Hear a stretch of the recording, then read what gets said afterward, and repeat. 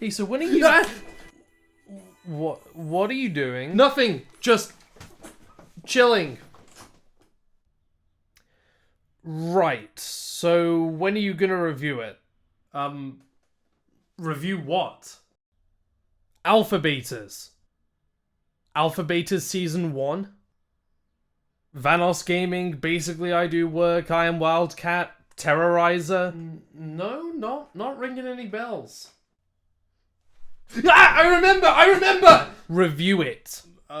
When should I review it? Now. Or, we could sit down. Now. Play Monopoly. Now. Alright, fine, I was playing Honey Pop. Why were you playing Honey Pop? And why would I want to know? Please don't make me review Alpha Betas. You have to. But I don't want to. Too bad. I want to play Horny Bejeweled. Ah!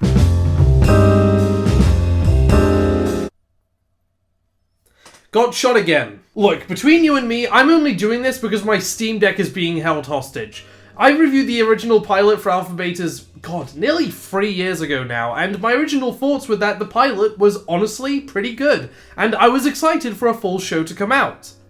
And then it did! And oh boy, was it something! But f*** it, the show was announced to be cancelled last September, or at least put on a big pause, and if I'm being forced to do this anyway, I might as well be thorough. Here is my full review of Alpha Betas. And if they end up making a Season 2, then... For those who don't know, Alpha Betas is an animated comedy series created by Chris Bruno and David Howard Lee, whose previous shows include Human Discoveries and... The stars of the show are Vanos Gaming, or Evan Fong as Eddie, I Am Wildcat, or Tyler Wine as Tommy, Terrorizer, or Brian Hanby as Buck, and Basically I Do Work, or Marcel Cunningham as Mason. Now, I know what you're thinking. Gaming YouTubers making their own TV show? Can I borrow that gun? But don't worry. It gets worse. In the universe of Alpha Betas, video games run the world's electricity. But things go awry when the games bug out and people stop playing. And so the Energy Division sends the Alpha Team into the game as part of the code where they can interact with the game's mechanics and items like it were real life. The premise is fine at face value, but it stops making sense the second you start thinking about it in any depth whatsoever. For example, the world's electricity is now run by gamers when they twiddle these funny sticks and press the funny buttons. Okay, but how does that power the US? What about wireless controllers? Doesn't the controller take electricity in the first place? Wouldn't it cancel each other out? What about the handheld gaming devices like the PSP or the Soldier Boy? What about games on your phone? What the f was the Wiimote? How about another? Just because I want to make the most out of the Sherlock Holmes getup. Bugs, hackers, and rival companies make the games harder or straight up just unplayable, so they send Alpha Team in to neutralize the problem so gamers can keep on gaming and being racist or whatever they do. No, that guy that keeps on one-tapping you in CS doesn't count. Get good. But again, the second you really start thinking about it is when it all falls apart. The bugs we see are in online games, but what about single player? What if they're offline? Would they have to fix every single game disc individually? Wouldn't they get kicked for flying? Can they please fix my copy of Just Dance 2? The Rasputin guy went rogue and took my dog hostage! You get the point. The series has a lot of flaws, even at face value. And the writers may have tried to shut me up with this line. That checks out. I don't have any further questions about the premise. But lampshading the issue doesn't remove it. But that's honestly fine. I can ignore all of this so long as the series uses the premise well and expands on it. And our first look at this is obviously going to be the pilot. So how does it do? Our story begins at Omaha Beach, Normandy, June 6th, 1944. The boats arrived at the beach at approximately 6:30 AM, carrying troops Eddie, Tommy, Buck, and Mason. These 4 gamers— oh shit, right, I'm talking about Alpha Betas. Turns out our boys are inside a video game based on historical war events, like Plants vs. Zombies Garden Warfare 2 or Plants vs. Zombies Garden Warfare 1, where they have to kill this random Nazi guy to fix the glitch. Whatever the glitch was. Fast forward. Instant amount of time later. Daryl is sent by the newly elected president to see how 70% of taxpayers' dollars are being spent. He's not too happy to find out that it's to hire a team to fix Bethesda games. Or try to, fail to. Yes, I made a joke about Bethesda last time. Fuck off, like you watched it. Unimpressed with the pitch, Allison suddenly has the opportunity to show the team in action. Cut 2. Interior. Alpha Team Gamer Pad. The gang are playing a game of Don't Touch the Floor, which is interrupted by The Mission, which is go in game, travel to guy, kill guy, save world. But plot twist! Allison has a plan to get rid of Alpha Team and replace them with a better strike force, Beta Team. In fact, she ordered them to be the rogue AI in the first place in an attempt to foil Alpha Team. Beta Team kills Dale, Steven turns out to be a robot, and it leaves on a cliffhanger, waiting for the first season to put this coup into motion, and thus ends the pilot for Alpha Betas. And now I'm going to review it. Again. Let's start by talking about the writing. This episode was primarily written by the show's creators, and in all honesty, they do a really good job. I've been ripping on the guys a little bit in this video, but this pilot is a genuinely great showcase of what they can do. The story beats, while a bit cliche, flow well and keep the pace steady. There's a consistent joke and characteristic linking to Eddie that's established at the start of the episode, that being that he sucks at the game Don't Touch the Floor, which is also a good way of hammering in how our main characters are man-children. Why'd you cut to me? Throughout the episode, Eddie is mocked by his friends for not being good at the game while also kicking him in the balls in front of his crush Ruby. This all comes ahead in the climax of the episode. Between Eddie and his goal is a pit of fire, and with all his might, he jumps over it. Like a boss! It's not a big emotional moment or anything, and is kind of basic, but it was a nice and fairly cool way to tie the story with Eddie's character progression. While the rest of the characters don't have any emotional arcs, they do all have running jokes throughout the episodes, which are actually pretty funny. Tommy has some of my favorite gags throughout the pilot, simply being the fact that he's the getaway driver of the team that doesn't know how to ride a horse, and constantly makes excuses to not ride them. My second favorite joke in the entire pilot is when Tommy accidentally speeds the train up that he made them go on because he couldn't ride a horse, and has to force them all to tuck and roll to safety. Also this. Can you dig it? That's a pun! That's a pun! I like puns! It wasn't even that funny of a pun, but I like puns, so it gets a point! Buck's running gag is that he has little baby legs. It's fine. It made me chuckle a bit at some scenes, the hover shoes especially because the animation was pretty funny, but it's a pretty average bit overall. And then Mason's was that he's black. There's 3 jokes about the color of his skin, and then he just kinda dies. Was Mason dying first another joke about his race, or was that unintentional? Okay, last comment about the comedy and then I'll move on. This is my favorite joke in the entire pilot. Don't you have programmers who can fix this? The best in the world. Oh my god, fresh air! Change the grass to green.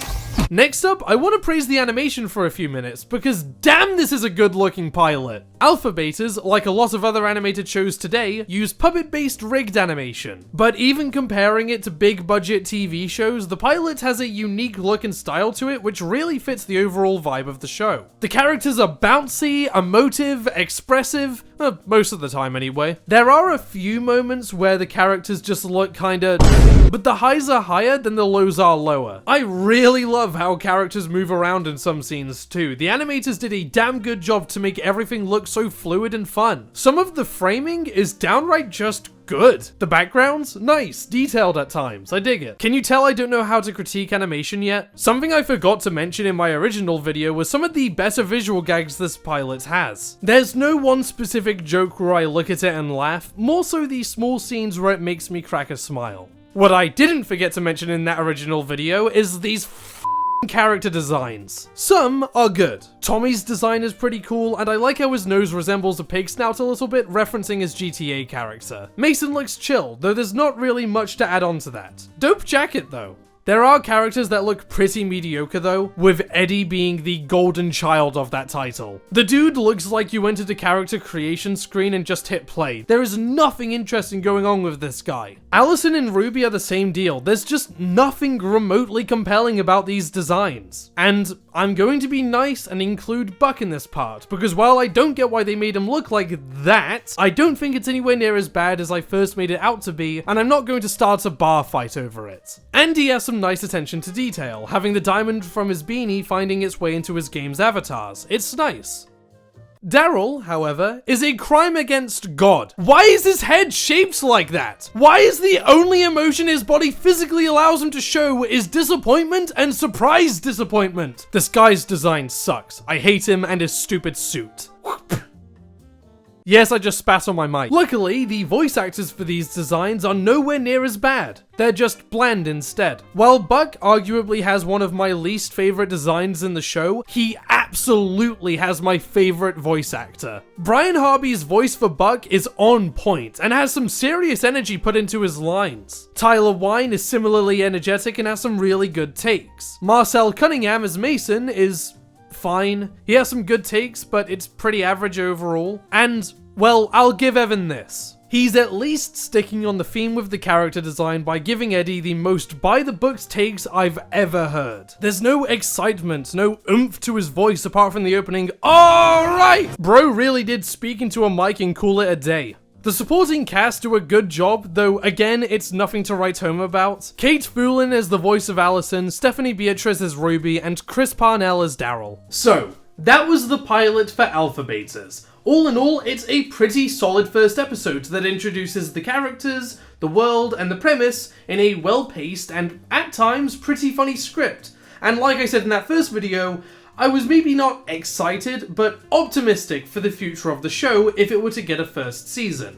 And then it did. A few months after the pilot released, so did a Kickstarter with a goal of $750,000. Jesus Christ. But they made it. Hell, they went over the goal, making over $1,300,000 for the show. Minus Kickstarter's cut, and taxes, and the merch obligations. Whatever, they made enough, and with it they promised 4 new episodes of Alpha Betas. And then, a year and a half later, they delivered something? On the 31st of October 2022, Season 1, Episode 2 of Alpha Betas premiered. The exact same day, Episode 3 released. A week later was Episode 4, and a week after that, Episode 5, the season finale. Each episode ran for 11 minutes or over, unlike the pilot that ran for 24 minutes. That's no big surprise. They said specifically in the Kickstarter that the new episodes would run for around 11 minutes each. What was surprising is that it wasn't episodic. The pilots gave off the impression that we would be getting random misadventures into different games and genres while an underlying story ran throughout the season. Instead, we got a serialized narrative, so it kind of makes sense that the first real episode is titled Episode 2. The episode opens with Alpha Team, minus Eddie, enjoying some gourmet American cuisine. Then Allison kicks down the door, telling Alpha Team that a rogue coder entered the CIA mainframe and— No, we're gonna have to stop you right there. Why? You replaced us with Bravo Team. Took away our mansion? Fine, I promise I won't care about any story you set up ever again. So Allison begs for them to come back, they explain what they've been doing since their departure, and we learn that since the betrayal, Eddie is left on a vision quest, eventually rejecting their request to come back for one last job. Then they're threatened to get cancelled and decide, maybe saving the world is a good idea actually. They track down Eddie and return to the CIA, ready to take on this mega game and save the world. For completely unselfish reasons. And that ends episode 2. Episode 3 is a zombie game, episode 4 is in a space sim, and episode 5 closes us off with a really weird twist. The hacker who started this whole situation is an alien. Oh, what? In fact, he's the husband to the alien we saw in the pilot. Okay. He asks Alpha Team to help shut down the energy division to get revenge on Allison, which they agree to do. But right at the end, when they could pull the plug, they take the Family Guy route and a heartfelt speech wins them over, ending Season 1. So I have some notes. I'm going to start by talking about an issue I had right out of the gate, that being how they continued the story set up in Episode 1. Or how they didn't. And how they did? Let me explain. Now, I actually did like the story the pilot had set up. It was a little goofy with Allison trying to replace 4 virgins with another 4 virgins. They're kind of interchangeable at that point. It's like mixing water with water. And also, if they were in the game as characters themselves, why can't Allison just have 2 teams? And why does she need a reason to kick them out? Alpha Team is a secret part of the government. They wouldn't really be able to sue her if she just— Sorry, I'm getting off track. My point is, I liked the story they had set up. But that's not what makes the second episode, or even the whole first season for that matter, as disappointing as it is. It's that, even though they didn't want to use those ideas anymore, they still do. Alpha Team are now split from the CIA, the new apartment has a picture of Beta Team up who at this point have stolen their jobs, and they're bitter towards Allison for replacing them. If this was the premiere of a later season, it would make a lot more sense since we would have had enough time to build up the story, but no. You know when you're playing a game and you skip a cutscene, but then when you get back into the gameplay, everything is completely different and there's clearly some context you missed? Yeah, I don't need to see this, I'm just gonna— what the fuck? That's what this feels like. It's so jarring to watch the pilot, which they've now called episode 1, and then when they start episode 2, it's 18 months later, and all the story they had set up has been skipped. I waited those 18 months and it's still jarring. I can't imagine how it would come across to a new viewer. Look, scrapping ideas that you don't like is fine. If anything, it's good that you recognized when something might not have worked and figured out a different solution that tells your story better. This is not that, because they don't scrap the ideas, they just skip them, but it does nothing to add to the story. Pick a lane and stick in it, guys. You're either using the pilot as a jumping point, or hard resetting the save file, because pussyfooting around both creates this awful narrative disconnect that I hate, and it sucks! And why did they think this was a good idea? I've admittedly spent a bit too much time talking about an issue that only really affects the first and second episode, but I also feel like it's a good example of some weird decisions this first season has. For example, the show is serialized, which was a big shock to me because I got the impression that it would be episodic.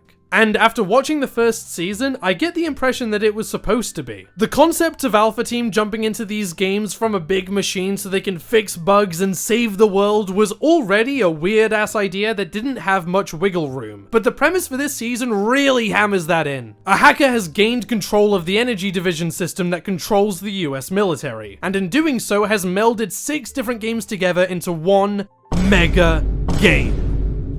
Dumb! Alpha Team has to traverse these 6 games and restore them to their original— We see 2 games and then that's it. They didn't even take the coolest route for a serialized narrative of 6 games melded into one. We could have had cowboys flying pirate ships in outer space, Alpha Team weaving in and out of Nazi fire driving go-karts, Dante from Devil May Cry glitching into the floor while default dancing. All these different games melded together into an amalgamation of genres, destroying its own code and rendering it unplayable. It would have been sick!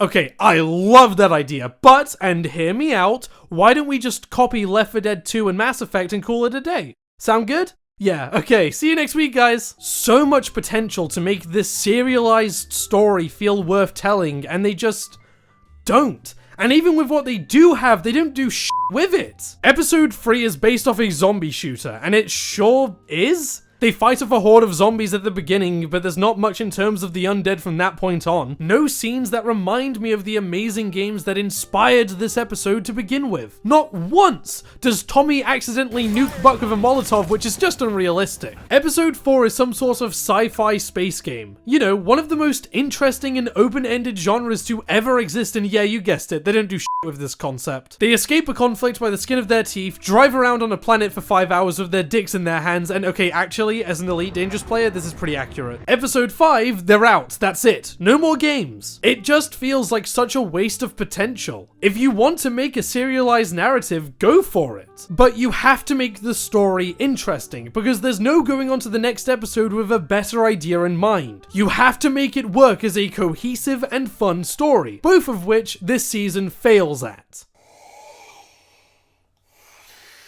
Okay.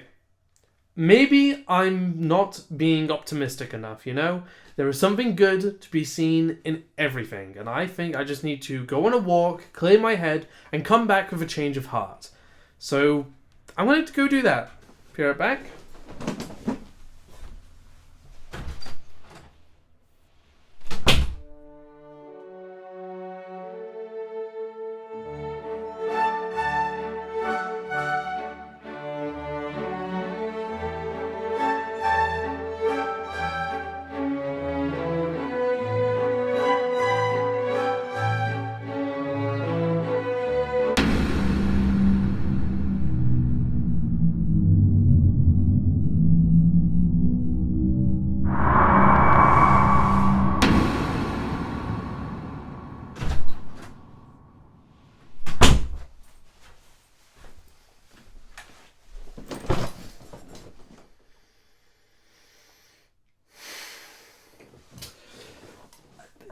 character's the fucking worst, and I'm not kidding. He's awful. He's not funny, he's not interesting, and he acts as nothing but a Deus Ex Machina for the entire show. He serves no real purpose. I hate him. Why did they make him? He's the worst. He's the fucking worst. This is Spunc, an AI that Alpha Team bought when they got kicked out of the energy division, whose personality includes being annoying, dying, and being named Spunc. Which is funny, because come. I don't think I need to explain any further on how the show handles its comedy. He really serves no other purpose than to Deus Ex Machina the gang out of tricky situations and then die immediately after. He has no real personality and no motivation, and I guess that's a better segue than ever to talk about the rest of the characters in this season. I'm going to keep this short and sweet. There's nothing there. Buck, Tommy, and Mason all have the same reactions to the same events. None of them have any running gags to call their own, and if you swapped their names in the script with one another, it would change nothing. Every character acts exactly the same, all except Eddie, who does actually have a character arc, trying to get revenge on Allison while turning into a leader for Alpha Team again.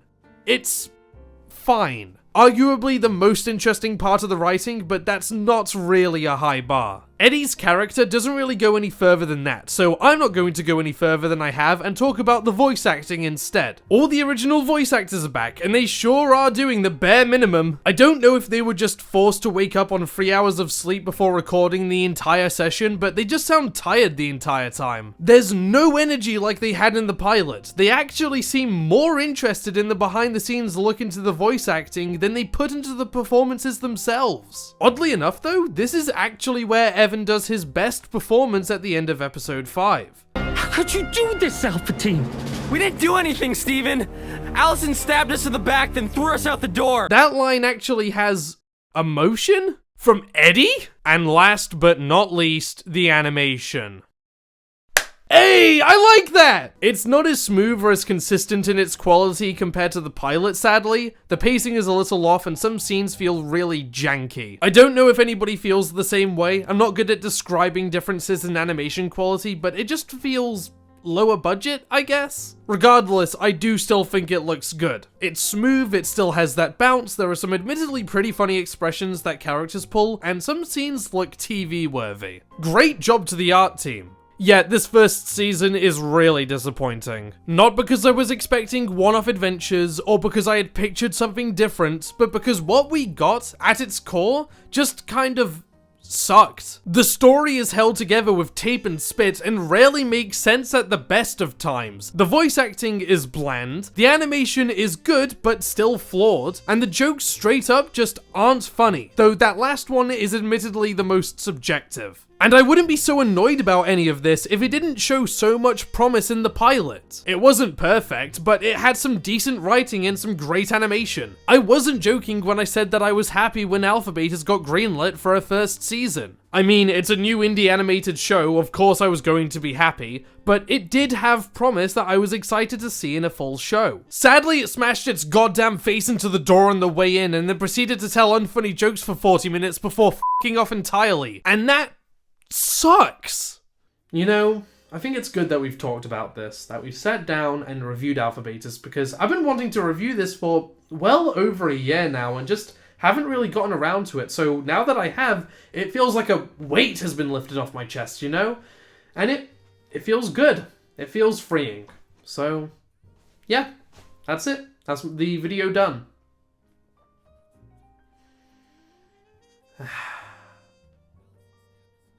Hey, I finished the review, give me back my Steam Deck! Huh? The review, I finished it. Give me back my Steam Deck. Nope, you're not done. What do you mean I'm not done? You've got 2 more episodes to review. Oh, for fuck! To cap off the first season of Alpha Betas is 2 bonus episodes. Alpha Team's Gift Exchange and Get to Know the Energy Division. I'm tired of being negative, so I'm going to make it quick. The holiday special is a rushed, lazy piece of shit that was made because of a Cash App sponsorship and nothing else, which I find is a insult towards the animation medium as a whole. Speaking of, the animation is bland and has so many mistakes around the end that I'm surprised it even got released. Why is Mason's phone just hovering in front of Steven's mouth? Why are his tears clipping through his glasses? And then there's issues that don't even have anything to do with the animation. Why is the writing so crap? The story is so basic, I don't even know why they made it in the first place. Why does the music here not fit the scene? Why does it then awkwardly fade out into another song? Why does Steven's voice sound so low quality, like he recorded it from a laptop? Why are half of these problems about Steven? I don't know, and I honestly don't want to, so I'm gonna move on. Get to Know the Energy Division is a much better bonus episode. It's a simple clip show style episode where each member of Alpha Team and some staff of the Energy Division are interviewed by Spunc. I still fucking hate that name. When it comes to its writing, it's nothing amazing, but it had a few jokes that I smirked at, and the pacing was alright. It was just mostly boring. The animation, thank God, is much better here than it was in the previous bonus episode. Even the voice acting is at its best here, aside from the pilot. All 4 main characters have some good performances put into them, and so do the extras. You know I love me some motherfucking John DiMaggio. And that's it. Aside from the comics and some behind the scenes footage, that's basically all that Alpha Betas has to offer. So far.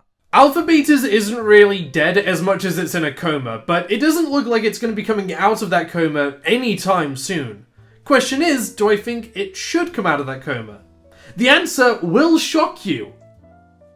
To be completely honest with you, as much as I would genuinely have liked to see what the show would have been like if the writers went with the same ideas they had during the pilot, I just think the money could go to much better places, like indie animated shows with new and promising ideas. Getting a new season of this would just kind of make me shrug. But if they do end up making a season 2, I will be there to watch it, because I'll be interested to see how they'll try and continue the story. Who knows, maybe it will be really good and I'll have another great animated show to watch. Or maybe they won't. But either way, those were my thoughts on Alpha Betas. Well done, Jack. You did it. I did it? Yep. And I think you deserve this. Really?